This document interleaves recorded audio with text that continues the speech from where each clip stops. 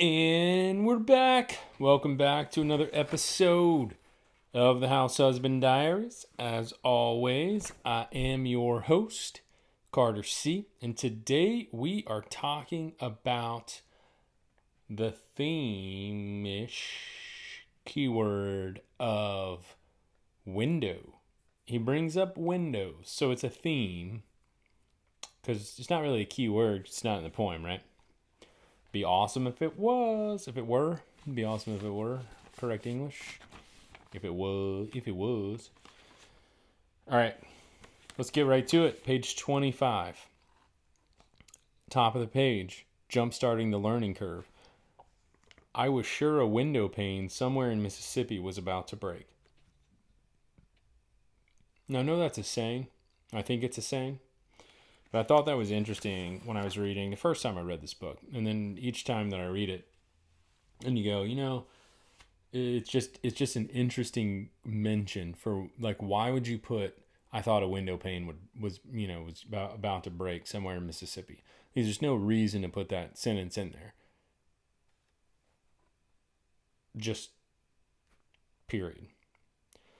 It goes back to kind of that thought of subtle hints that if you mention something over and over, maybe one or two of those times are subtle hints, and the rest of the time it's just sort of background noise. And you go, oh, well, it's probably nothing. It becomes nothing because of the additional mentions. So I felt like that was kind of a weird mention of window. And then when you start to see the other mentions of window, some important things seem to be happening along with these stories and the mentions of window. Flip the page, page 26, still in jump starting the learning curve, 2 mentions. And then on the next page, 27, 2 more mentions, okay? Boom, we're going to knock out 4 right here. Down at the bottom, page 26. It was easy to justify the time I spent in Spanish class looking out of the big window that was adjacent to my desk. Spanish window. Time. It was on the 2nd floor, and a beautiful old iron slide-down fire escape was just outside that window.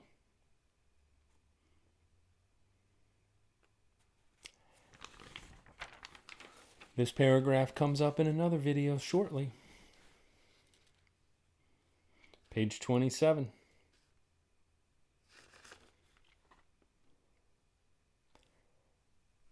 I'd quickly slip through the window and down and away, right? So, I mean, it's almost 2 sentences later. It starts on 26, moves over to 27. So, on occasion, when Miss Ford was writing Spanish words on the blackboard, I'd quickly slip through the window and down and away. I was proud to have thought of that idea all by myself. He's alone. It's by himself. Thinking. Thought.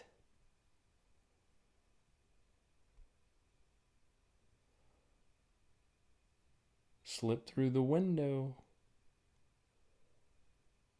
Down.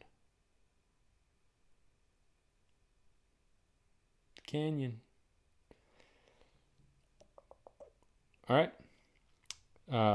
Top of the first, or the last paragraph. To Miss Ford, out the window meant out of sight, where I couldn't cause her any trouble.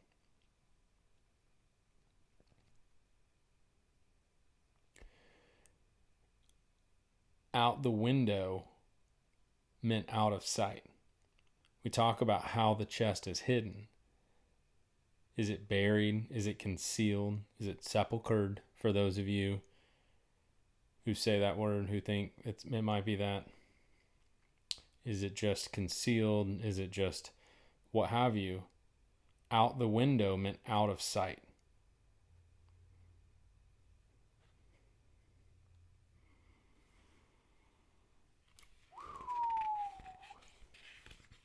Maybe. Maybe there's a window between 2 trees. Maybe it's a real window. We'll get to the treasure being associated or not with structures in another video. Page 35. Up at the top, middle of the paragraph, she'd stay inside the house with her nose pressed against the window and watch. I don't know that anything's there. I haven't really thought about it. It didn't strike me right away. Her nose pressed against the window. I don't know that there's anything there. I've already talked about that story a number of times with laughing, falling down, what have you. Page 41, surviving myself. Top of the first full paragraph or the last paragraph. Sometimes, when it wasn't too cold, I'd get even with my father for switching me by jumping out of the window by my bed and walking down to the cemetery, which was just a block north of our house. It took guts to go in there when it was dark with no moon. I still remember the sense of accomplishment I felt when I sat on some dead guy's grave marker. I wasn't even afraid. Kid really has time to think in a graveyard. Now, I brought this up in that live test, sort of first live show that Mike and I did. And I think it was Tom Sawyer that agreed with me, and I think that was correct. But if it wasn't Tom Sawyer, I'm sorry for whoever it was, but I'm pretty sure it was Tom. And this in this in the video that Forrest Fenn was in his the documentary, I think it was from the K-Pro Cow, the documentary, and he says that they, this was kind of his, it was like an analogy or, the same thing for My War for Me when he got shot down in Laos and nobody got it. And that doesn't even make any sense to me. So what I'm going to do is I'm going to go back and find that clip and I'm going to verify that because that's twice now that it's come up. But I'm telling you, that it just doesn't. If that's the connections and those are supposed to be similar, there doesn't seem to be anything that's similar in that. So is F squared just messing with us and saying that, or is it really true? Maybe that's why we're 10 years on and still nada. Okay, page 42, 2 mentions. In the spring when the weather was warm, I used to raise the window that was at the side of my bed and put my pillow on the sill. Okay? Said that in the warm video. Obviously, gypsy magic comes up a lot. Like I said in the warm video.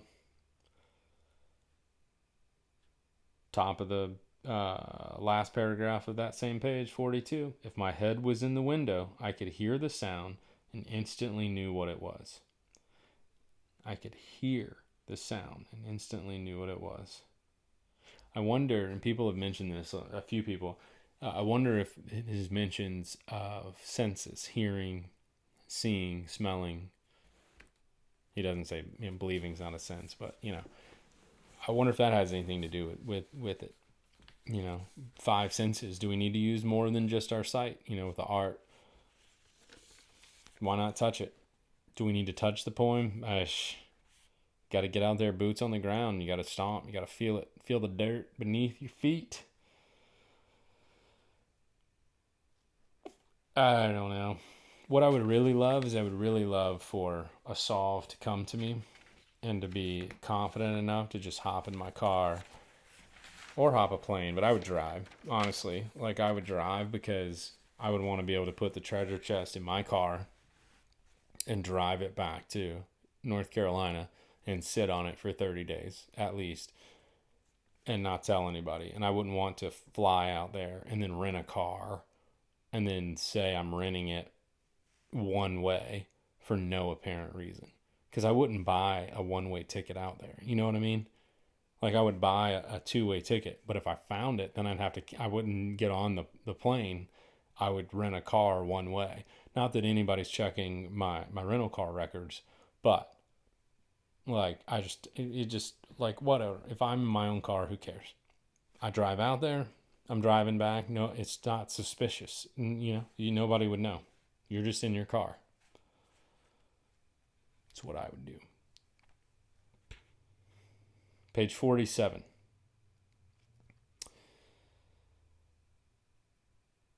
His boss, the Totem Cafe caper. He rolled the window down, and yelled, "You're canned." That's all he said as he drove away. I mean, you just roll down the window. I don't think there's anything there. Page 116. It's going to be a short video today. We only have 2 more mentions. Page 116. Well, 3 because there's 2 on this page.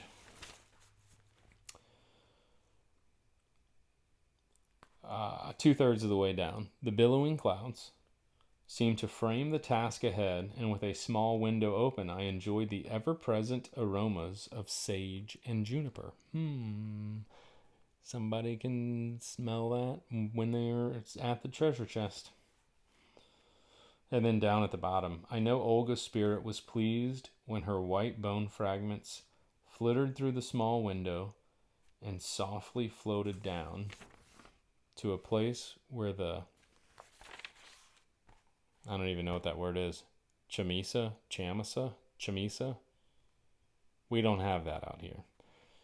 In the east. And mountain laurels were blooming, and chipmunks scurried around all year. Chamisa?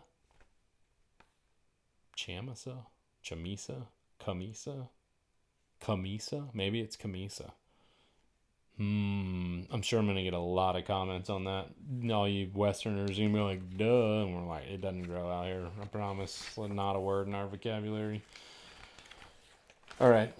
Page 128. We'll be done with it. You can get to butchering me in the comments for whatever that word is. Page 128. Window. We will wrap up window. Does anybody feel like you're closer to the treasure chest, now? And not a rooster. I don't care. I don't want you to be all false. Oh, I know where it is. I'm going to go get it as soon as the snow melts. I'm pretty sure Forrest has been quoted as saying that if you know where the treasure chest is, you can go get it in any weather. It's not that far from civilization, and it's not that in that dangerous a place. So if you're like, oh, I know where it is, and I'm just got to wait for 42 feet of snow to melt, and the rains, and the wind blowing, and I got to wait for a partly cloudy day because I don't want to get sunburnt and whatever, like, you're just stop wasting everybody's time. It's obnoxious. Page 128.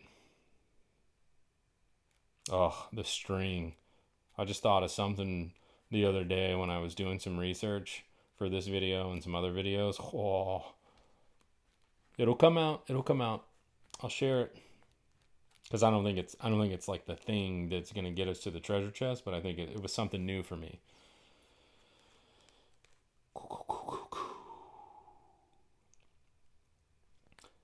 I tried to explain to my mother that since the ball couldn't get out of my room, it was somewhat difficult for anyone to steal it.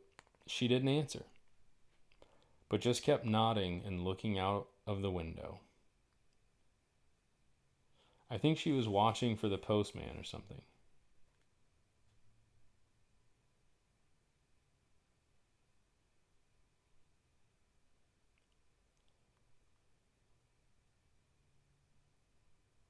I mean,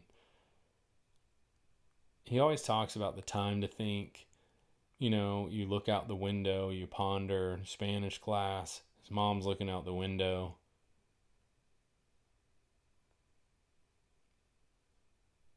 I hadn't really thought about this before, but, when you're looking out the window, I'll have to see if I can connect anything to the point with that, the contemplating, looking out a window.